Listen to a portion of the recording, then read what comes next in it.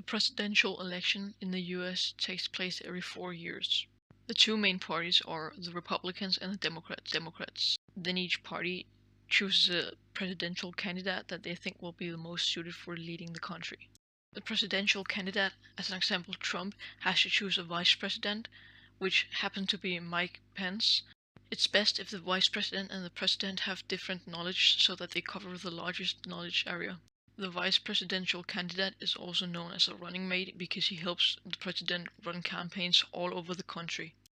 They run these campaigns to make sure that they have as much voter support as possible and to make sure that people know what they're voting for or voting against. After the 4 year period of time they sit, there's a new election day, and when that day arrives, everyone who is legal to vote go to the polling stations, where they don't exactly vote directly for the president that they want.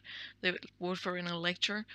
The elector that got the most votes places all of the state's votes on one person. Even if you've won by just 1%, he gets all of the votes from that state, which in Florida, as an example, is 29 electoral votes. He can place all those votes on, as an example, either Trump or Hillary.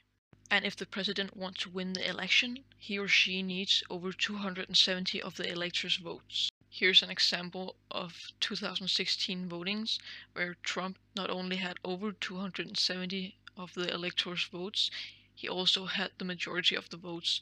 Therefore, he got elected as a president. Total number of electors are 538, is because every state has the equal amount of electors as they have senators and representatives of the House in total. Which means if they have 10 representatives of the House and 4 senators, they have 14 electors. And every state starts with a minimum of 3 electoral votes.